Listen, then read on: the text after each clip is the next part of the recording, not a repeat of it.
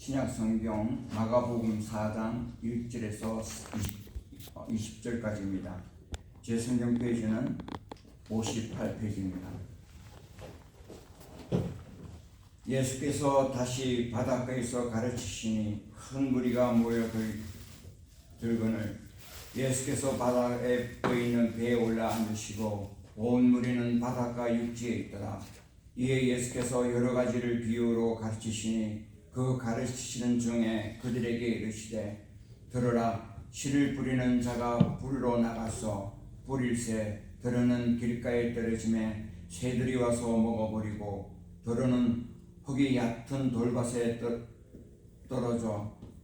떨어짐에 흙이 깊지 아니하므로 곧 싹이 나오나 해가 돋는 후에는 다시 뿌리가 없어짐으로 말랐고 들으는 가시밭 위에 떨어지기에 가시가 자라 기운으로 막음으로 결실을 하지 못하고 들으는 좋은 땅에 떨어짐에 자라 무성하여 결실하였으니 30배나 60배나 100배가 되느니라 하시고 또 이르시되 들을 귀는 있는 자를 들으라 하시니라. 예수께서 홀로 계실 때에 함께 한 사람들이 12제자와 더불어 그 비유에 대하여 물으니 이르시되 하나님 나라의 비밀을 너희에게 주었으나 외인에게는 모든 것을 비유하나니 이는 그들로 보기는 보아도 알지 못하며 듣기는 들어도 깨닫지 못하게 하여 돌이켜서 제 사함을 얻지 못하게 하려 함이라 하시고 이르시되 너희가 이 비유를 알지 못할진대 어떻게 모든 비유를 알겠느냐.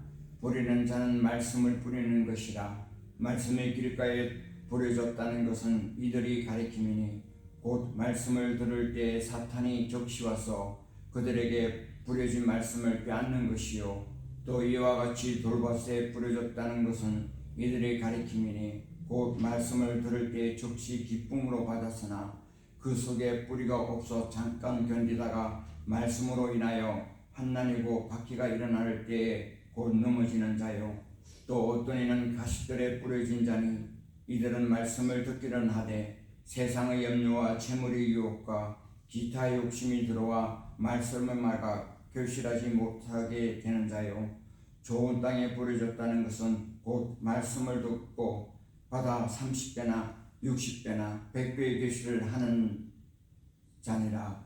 아멘. 오늘 목사님 설교 제목은 내 가진 땅에 떨어진 씨 비유로 말씀으로 많은 은혜 받는 시간이 되시길 바랍니다.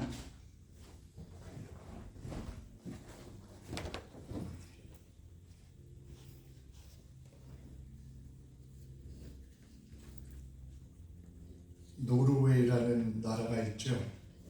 저 북유럽에 아주 자주하는 나라가 있죠. 거기에 보면 스발바르라는 섬이 있습니다.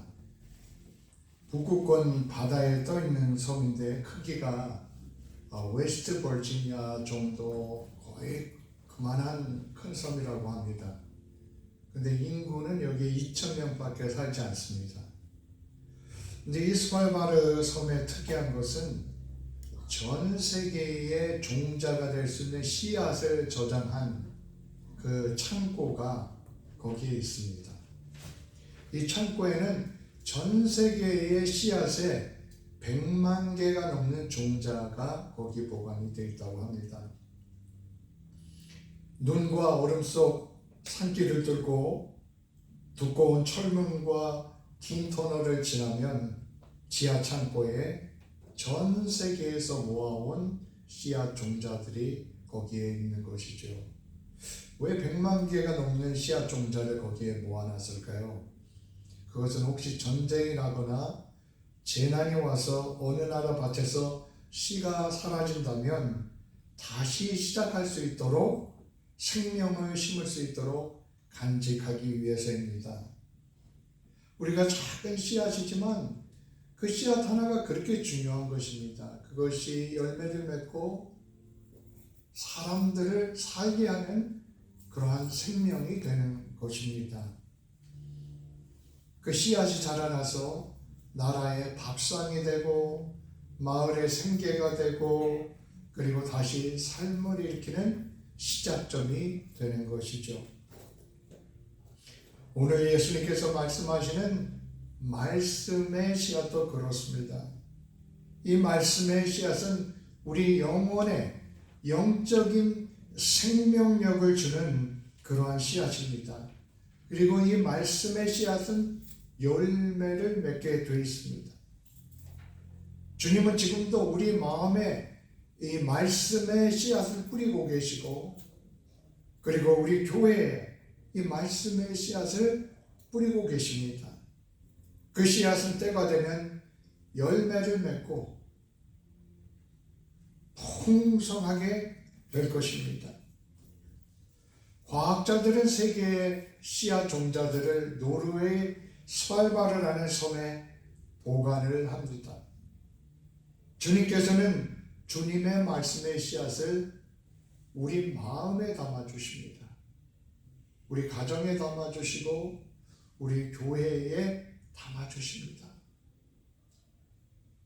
우리가 보는 작은 씨앗만 그렇게 생명력이 있고 어마어마한 열매를 맺는 것이 아니라, 마찬가지로 주님께서 우리에게 주시는 말씀도 작은 씨앗이 열매를 맺듯 그렇게 열매를 맺는 생명력을 가지고 있는 것입니다. 오늘 본문 말씀이 바로 그 말씀의 씨앗에 관한 말씀인데요. 하나님으로 상징되는 농부가 씨를 뿌립니다. 씨를 뿌리는데 어떤 씨앗은 길가와 같이 단단한 곳에 떨어집니다. 그랬더니 금방 새들이 와서 달려와서 그 떨어진 씨앗을 픽업해가지고 가져가 버립니다. 어떤 씨앗은 흙이 얇은 돌밭 위에 떨어집니다. 흙은 있는데 바로 밑에 들어가면 돌덩이들이 있는 것이죠. 그래서 그 돌 때문에 깊이 뿌리를 내리지 못합니다. 보통 때는 괜찮은데 햇볕이 쨍쨍 내리지면은 거기에 씨를 내리면, 뿌리면 금방 싹이 돋다가 죽게 되어 있습니다. 왜냐하면 깊이 뿌리를 내려서 땅속으로 들어가서 물을 빨아들여야 되는데 빨아들이지 못하니까 햇빛이 쨍쨍 내리쬐면 금방 죽어버리고 만 것이죠. 세 번째는 가시 덩굴이 있는 땅에 떨어졌습니다. 여기는 돌짝밭은 아닙니다. 뿌리도 내렸습니다. 그런데 이렇게 싹이 자라서 올라오다가 그만 죽고 맙니다. 왜냐하면 가시 덩굴이 가리고 있어가지고 가시 덩굴의 기운에 그만 그 싹이 죽게 되는 것입니다. 네 번째로는 어떤 씨앗들은 열매를 맺습니다. 그 씨앗들은 어디에 떨어졌다고 했습니까? 좋은 땅에 떨어졌다고 했습니다. 여기서 땅은 우리의 마음의 밭을 얘기하고 있는 것입니다. 좋은 땅과 같은 마음에 하나님 말씀이 떨어지니까 몇 배의 결실을 맺었다고 합니까? 2배요? 4배요? 10배입니까? 아닙니다. 30배, 60배, 100배의 결실을 맺었다, 이렇게 말씀하고 있습니다. 씨는 하나님의 말씀을 가리키는 것입니다. 하나님의 말씀은 오늘도 설교를 통해서, 우리가 또 하나님 말씀을 읽는 일들을 통해서, 또 전도를 통해서 사람들의 마음에 뿌려집니다. 그런데 사람들의 마음이 길가와 같은 단단한 땅과 같은 마음도 있고, 흙이 얇은 돌짝밭 같은 마음도 있고, 가시덩굴이 가득한 그런 마음도 있고, 또 30배, 60배, 100배를 맺는 좋은 땅과 같은 마음도 있다는 것입니다. 하나님께서 우리에게 원하시는 것은 길가와 같은 땅이 아닙니다. 하나님께서 우리에게 원하시는 것은 돌짝밭 같은 마음이 아닙니다. 하나님께서 우리에게 원하시는 것은 가시덩굴 같은 마음이 아닙니다. 왜냐하면 이런 심령 상태로서는 하나님 말씀에 들어가도 열매를 맺지 못하기 때문인 것입니다. 하나님께서 원하시는 것은 우리의 마음이 좋은 땅과 같은 마음이 되는 것입니다. 그래서 하나님께서 우리가 하나님의 말씀을 받아들였을 때 그 말씀으로 인해서 30배, 60배, 100배의 결실을 맺는 그러한 능력 있는 사람들, 그러한 축복을 받는 사람이 되기를 원하신다는 것입니다. 하나님께서는 우리에게 2배, 3배가 아니라 30배, 60배, 100배의 그런 열매 맺는 그런 축복의 삶을 우리에게 주기를 원하시는 분이십니다. 오늘 말씀을 통해 우리가 그걸 알 수 있습니다. 우리가 열매라고 부를 때 그 열매는 성경적으로 보면 크게 3가지 차원이 있습니다. 첫 번째, 열매 맺어라 할 때 어떤 열매를 맺냐면 첫 번째로는 우리 인격의 열매를 말합니다. 우리 내면의 열매입니다. 우리 속사람이 달라지는 것입니다. 말씀의 씨가 들어왔더니 옛날에는 이기적인 사람이 사랑할 수 있는 사람이 됩니다. 옛날에는 급하고 사나운 말을 하는 사람이었었는데 부드럽고 따뜻하고 격려하는 말을 할 줄 아는 그런 인품이 됩니다. 불안했던 마음에 평안이 찾아옵니다. 이런 마음의 변화를 성령의 열매라고 성경은 말씀합니다. 고린도 갈라디아서 5장 22절부터 보면은 사랑과 희락과 화평과 오래 참음과 자비와 양성과 충성과 온유와 절제의 열매에 대해서 말씀하고 있습니다. 그러니까 이 열매는 내면적으로 우리 속에 일어나는 내적인 변화의 열매를 말하는 것이죠. 이게 성경이 말하고 있는 열매의 첫 번째 차원입니다. 열매를 많이 맺는다고 할 때 두 번째 차원은 착한 행실의 열매입니다. 말씀을 받고 그 말씀이 삶으로 나타나면 손과 발이 달라지게 되었습니다. 손과 발이 복음의 흔적을 남기게 되어 있습니다. 내가 지나간 자리에는 어떤 흔적이 남기고 있습니까? 어떤 열매를 남기고 있습니까? 골로새 교회에 향해서 바울은 기도했습니다. 골로새서 1장 10절에 주께 합당하게 행하여 모든 선한 일에 열매를 맺게 하시고, 모든 선한 일에 열매를 맺게 하시고, 우리의 손과 발을 통해서 착한 행실의 열매를 맺는 것, 이것이 성경이 말하는 두 번째 열매입니다. 뿌리가 깊어질수록 우리의 손과 발을 통해서 착한 행실의 열매가 주렁주렁 맺히게 되어 있습니다. 말씀이 들어오니까 친절해지고 봉사하게 되고 섬기게 됩니다. 이것이 착한 행실의 열매입니다.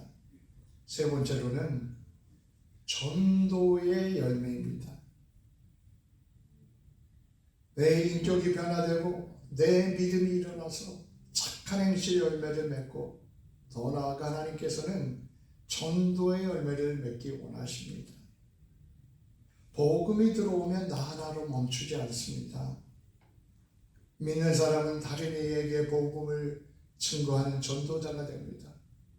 낙심해서 하나님 앞에 나오지 않는 사람들을 격려해서 함께 나와 예배드리도록 권고하는 그러한 전도자가 됩니다. 다른 사람들을 주님께 인도하는 열매를 맺게 되었습니다. 우리가 인생을 살아가면서 내가 다른 이들을 주님 앞으로 인도하는 사람이 몇 명 있습니까? 우리는 사는 동안 내가 잘 믿는 것도 참 중요합니다. 그러나 그 못지않게 다른 이들을 주님 앞에 인도하는 전도의 열매를 맺는 것이 너무도 중요합니다. 언젠가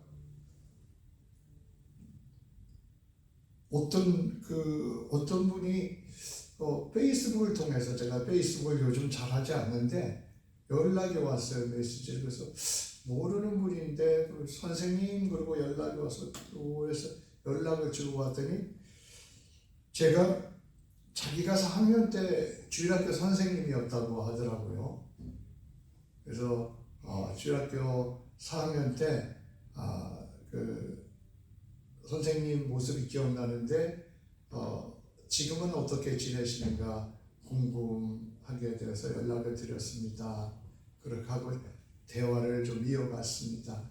그랬더니 본인은 이제 캘리포니아에서 살고 신앙생활을 잘하고 있습니다. 그런 글을 나눴던 기억이 있습니다. 그래서 제가 곰곰이 생각해 보았습니다. 나는 지금은 나이가 지긋이 들었죠. 근데 그 자매의 얼굴이 사실 다 기억이 나지 않는데, 이름을 얘기해도 기억나지 않는데, 그래도 그 어린 아이가 자라면서 그의 인생에 있어서 내가 조금이라도 도움이 될 수 있었다니 참 너무 감사한 일이다. 하나님 앞에 감사를 드렸던 기억이 있습니다. 바울도 얘기를 했습니다. 바울이 로마서 1장에 보면은 다른 이방 사람들 가운데서 열매를 거둔 것 같이 너희들 가운데서도 열매를 얻으려 함이라, 이렇게 바울이 쓰고 있는 것을 볼 수가 있습니다. 이제 우리가 구원받은 사람으로서 우리의 마음을 좀 열어야 합니다. 우리의 눈을 열어야 합니다. 그래서 다른 이들을 주님 앞으로 인도하고, 또 믿다가 낙심해서 주저앉은 사람들을 일으켜 하나님 앞으로 인도하는 그러한 우리의 전도의 열매, 노력이 우리에게 많은 열매가 맺혀야 할 줄 믿습니다.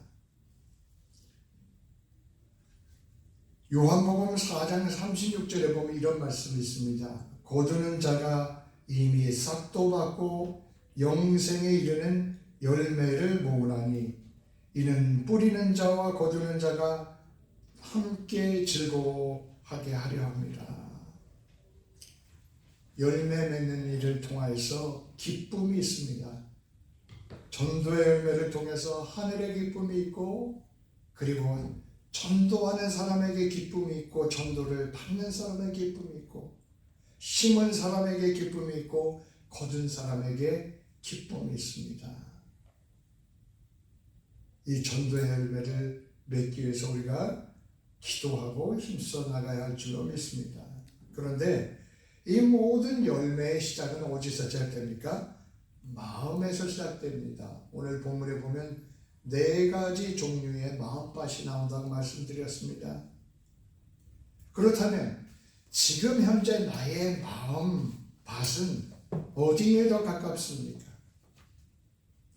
첫 번째로 본문을 자세히 살펴보면 첫 번째 나오는 땅은 길가입니다. 이것은 단단히 굳은 마음, hard heart를 말하는 것이죠. 이스라엘 그 밭에는 밭과 밭 사이에 사람이 지나도록 농로가 있었다고 합니다. 근데 그 농로를 사람들이 계속 지나다니니까 단단해져가지고 거의 아스팔트 수준으로 딱딱하게 되는 것이죠. 당시 씨앗을 뿌릴 때 농부가 자루에다가 씨앗을 담아가지고 밑에 구멍을 내서 들고 다니면서 이렇게 똘똘똘 구멍으로 떨어지도록 들고 다니면서 뿌립니다. 아니면 나귀 위에다가 그 자루를 놓고 나귀가 토벅토벅 하면서 그 구멍난 자루에서 씨앗이 툭툭툭툭 떨어지게 되는 것이죠.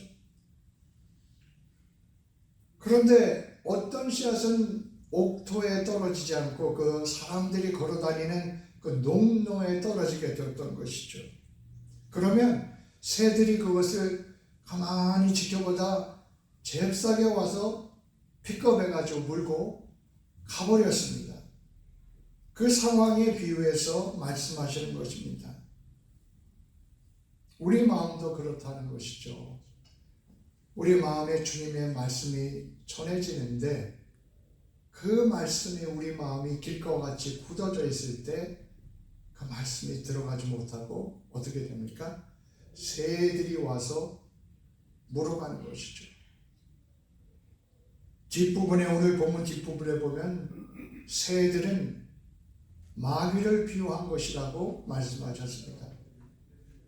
사탄이 말씀이 우리 속에 들어가지 못하도록 그 굳은 마음에는 얼른 와서 물어가 버린다는 것입니다. 이 굳은 마음은 어떤 마음입니까?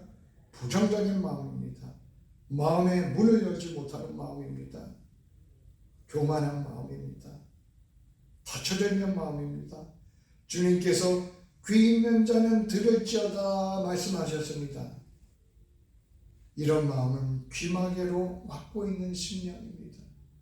세상에 귀가 없는 사람이 어디 있습니까? 다 귀가 있으니까 듣지요. 근데 왜 성경에 이런 말씀이 반복됩니까? 귀 있는 자는 들을지어다. 이 귀는 있는데 정작 듣고 깨닫지를 못하기 때문에 귀 있는 자는 들을지어다 라고 말씀하는 것이 아니겠습니까? 오늘 보면 15절에 말씀이 길가에 뿌려졌다는 것은 이들을 가리키니 곧 말씀을 들었을 때 사탄이 즉시 와서 그들에게 뿌려진 말씀을 빼앗는 것이라 예수님께서 설명해 주셨습니다. 마음속에 들어오기 전에 새처럼 사탄이 채어가 버린다는 것입니다. 혹시 작은 틈이라도 생겨서 씨가 들어갈까 봐 새와 같은 사탄이 얼른 와서 뺏어가 버린다는 것입니다. 아스팔트 같은 단단한 길가 같은 마음에는 아무리 좋은 하나님의 말씀이 떨어져도 열매를 맺지 못합니다. 그렇다면 말씀의 씨가 하나님께서 우리에게 축복을 주시기 원하는 대로 30배, 60배, 100배 결실을 맺기 위해서는 그 단단한 길것 같은 마음이 깨어져야 된다는 것입니다. 갈아줘야 된다는 것입니다. 에스겔서 36장 26절에도 너희 육신에서 굳은 마음을 제거하고 부드러운 마음을 줄 것이다 라고 말씀했습니다. 너희 육신에서 굳은 마음을 제거하고 부드러운 마음을 줄 것이다 말씀하셨습니다. 세상에 오늘날 어떤 사람들이 정말 영어로 엠퍼티라고 그러죠. 어떤 동감이 없는 저 사람에게 있나 하고 느끼는 사람들이 많습니다. 다른 사람이 고통을 당하는데도 엠퍼티를 느끼지 못하는 그런 굳은 마음들이 많습니다. 감사가 없고 감동이 없고 감격이 없는 맹맹한 마음입니다. 그런데 주님께서는 그런 굳은 마음을 제거하고 부드러운 마음을 줄 것이다 라고 말씀하셨습니다. 부드러운 마음이 되면은 혼자 있어도 외롭지 않습니다. 어떤 분들은 혼자 있으면 그 외로움 때문에 견디질 못하더라고요. 그런데 그 부드러운 마음으로 변화되면 우리가 그 마음 속에서 하나님이 계시는구나 하는 것을 느끼지 않습니까? 그러면서 오히려 혼자 있지만 감사하게 되고 감격하게 되고 감동하게 되는 그 기쁨과 눈물이 우리 속에서 생겨나지 않습니까? 우리가 그러면 길가와 같은 마음을 어떻게 부드럽게 할까요? 회개로 딱딱한 마음을 깨뜨립니다. 우리가 우리의 죄를 인정하고 주님, 내가 내 죄 때문에 나의 마음이 이렇게 길가와 같아졌습니다. 나를 불쌍히 여기시고 내 마음을 깨뜨려 주시고 또다시 내가 30배, 60배, 100배의 결실을 맺는 그런 마음이 되게 해주십시오. 그때 주님께서 우리의 마음을 고쳐주십니다. 다듬어 주십니다. 또 말씀과 기도로 흙을 뒤엎는 것입니다. 우리가 이 말씀과 기도를 매일의 습관으로 삼아야 합니다. 조금이라도 성경을 꼭 습관적으로 읽고 그리고 습관적으로 의도적으로 기도의 시간을 갖는 노력이 필요합니다. 또한 순종하는 노력이 도를 골라내는 것입니다. 자꾸 미루던 것 한 가지를 지금 행하는 것입니다. 내가 다른 사람과 관계에서 꽉 막혀 있는데 머리로는 내가 저 사람을 용서해야 되는 걸 압니다. 근데 몸으로는 하지 않습니다. 그런데 누군가에게 먼저 전화를 겁니다. 그렇게 하나 하면서 우리의 길것 같은 마음이 깨어져 가는 것입니다. 멈춰야 할 습관을 끊기 시작하는 것입니다. 그러면서 작은 순종이 아스팔트 같은 마음을 깨뜨려가는 것입니다. 장마 올 때 요즘에 정말 비가 너무 많이 오죠. 갑자기 그 기후 이상 때문에 그런지 비가 한번 쏟아지면 막 폭우가 쏟아집니다. 세계의 기후가 참 이상스러워졌죠. 근데 아무리 장마비가 쏟아져도요, 땅이 굳어 있으면 그 물은 튕겨나가게 되어 있습니다. 농부가 먼저 호미로 긁고 물이 지나갈 길을 내야 됩니다. 그리고 쟁기로 갈아엎은 뒤에야 그 빗물이 그 땅으로 스며들게 되는 것이죠. 하나님의 은혜는, 하나님의 말씀은 장마비와 같습니다. 장마비와 같은데 아스팔트 같은 마음이 되면 그 하나님의 은혜의 비가 우리 속에 들어와 열매를 맺지 못한다는 것입니다. 그러므로 우리는 순종으로 밭을 갈듯이 호미로 갈고 쟁기로 갈듯이 우리 속을 경작하는 그러한 믿음의 생활이 필요한 줄로 믿습니다. 두 번째로는 흙이 얇은 돌밭입니다. 씨앗이 떨어지고 거기서 싹이 나오긴 했습니다. 그런데 해가 나오니까 금방 말라 죽었습니다. 뿌리를 깊이 못 내려서 물을 빨아들이지 못하기 때문인 것입니다. 16절 17절에 예수님께서 이렇게 말씀하셨습니다. 또 이와 같이 돌밭에 뿌려졌다는 것은 이들을 가리킴이니 곧 말씀을 들을 때 즉시 기쁨으로 받으나 그 속에 뿌리가 없어서 잠깐 견디다가 말씀으로 인하여 환난이나 박해가 일어나는 때에는 곧 넘어지는 자요. 말씀으로 인해서 환난 박해가 일어나는 때는 곧 넘어지는 자요. 햇빛은 환난과 박해를 상징한다고 했습니다. 식물은 햇빛이 있어야 살 수가 있습니다. 그런데 뿌리를 못 내렸으니까 이 식물을 살기에는 햇빛이 오히려 죽이는 햇빛이 되고 말았던 것입니다. 우리 인생에 있어서, 우리 신앙생활에 있어서는 환난과 시련은 우리가 햇빛을 받는 것처럼 삶의 한 부분입니다. 예수님께서도 말씀으로 인하여 환난과 박해가 일어나는 때에 라고 했습니다. 말씀이 들어오는데 그러면 환난과 자유가 없는 그냥 그런 삶이 되어야 하는데 말씀으로 인해서 환난과 박해가 온다고 했습니다. 우리가 예수 믿는다고 해서 환난 박해가 없는 게 아닙니다. 오히려 더 힘든 환난 박해가 올 수도 있습니다. 마귀는 어떻게 해서든지 잘 믿는 사람들은 열심히 믿으려고 하는 사람은 어떻게 해서든지 넘어뜨리려고 하지 않겠습니까?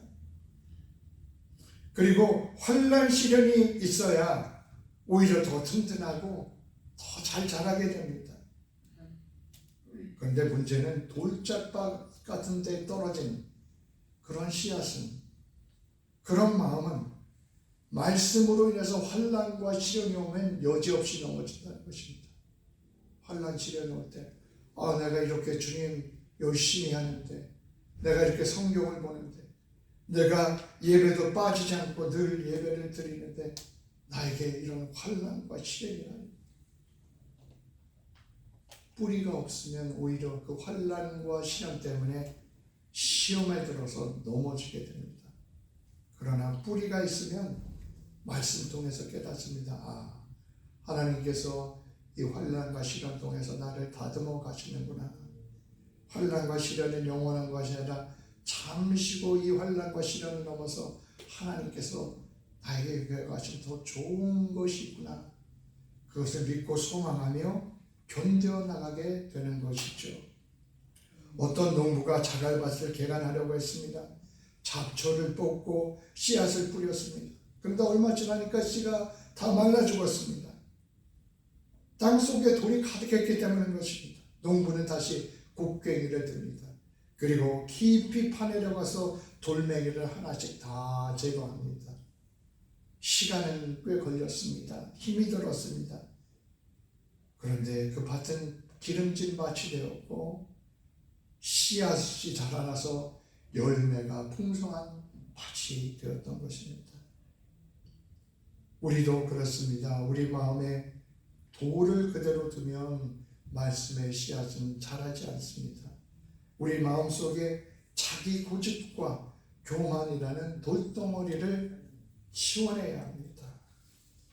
세 번째로는 가시떨기나무에 떨어졌습니다.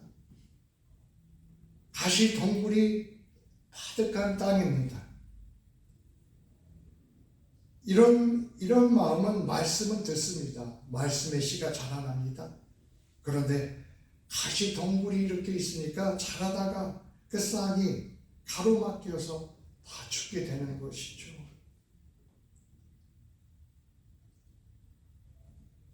곡식과 가시가 자라는데 이 가시나무가 훨씬 빠르게 자라서 그 곡식을 서포케이트, 질식시켜버리고 마는 것입니다.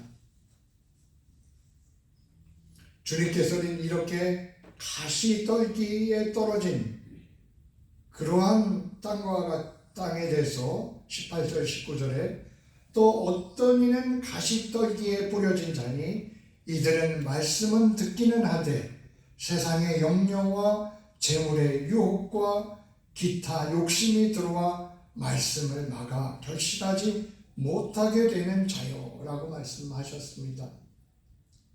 세 가지 종류의 가시가 있습니다.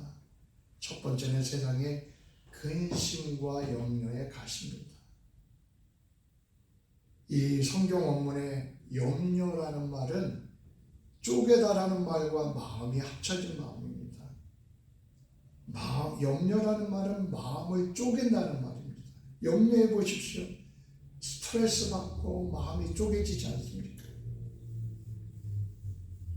그러면 우리가 어떻게 염려의 가시에서 벗어날 수 있습니까?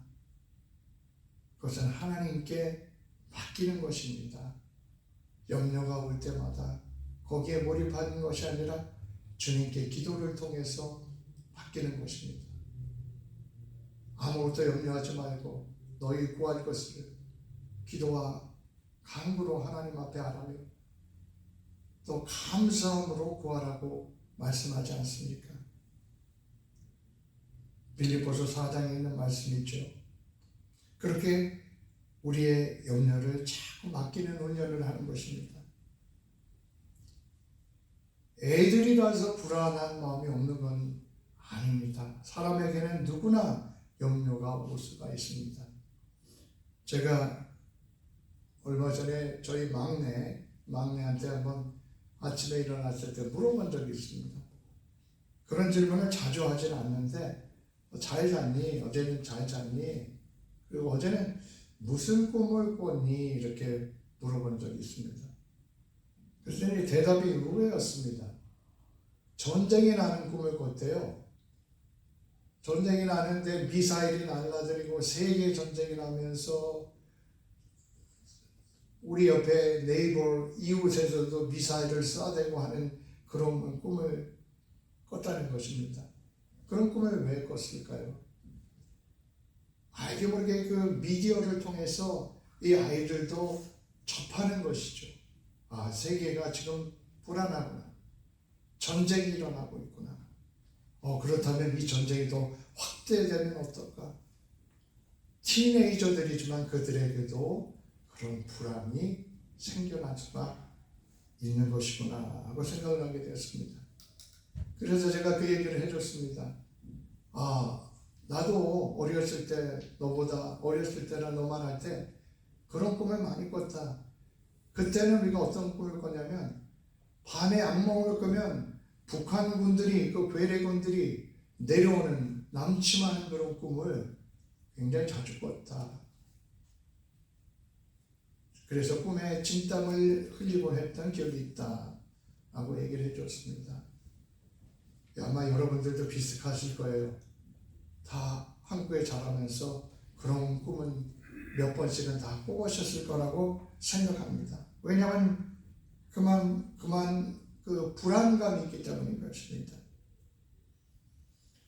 우리가 어떻게 염려의 가시에서 벗어날 수 있습니까? 하나님께 맡기고 하나님을 의지하는 것입니다.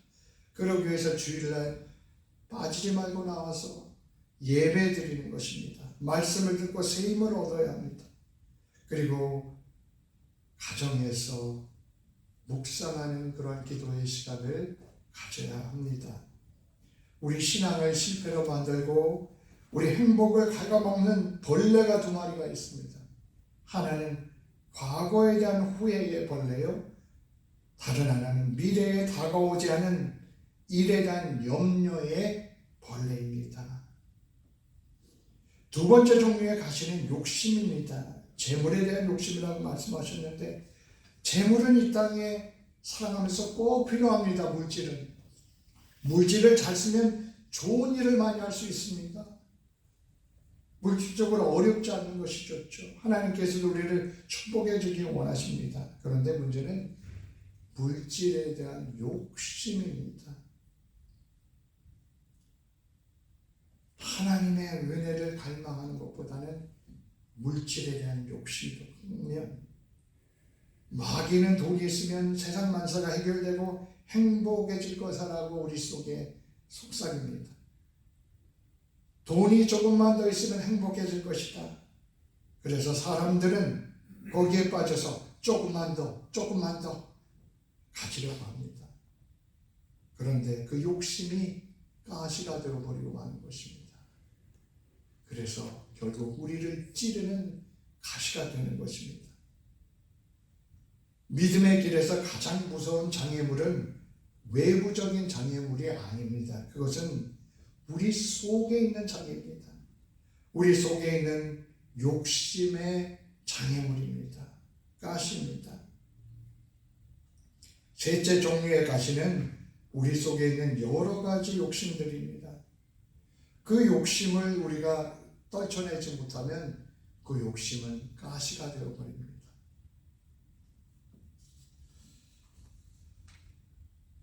우리 마음속에 욕심이나 미움 이런 가시를 그냥 두면 처음에는 문제가 없는 것 같습니다. 그러나 시간이 가면서 말씀의 씨앗이 자라지 못하게 막는 가시가 됩니다.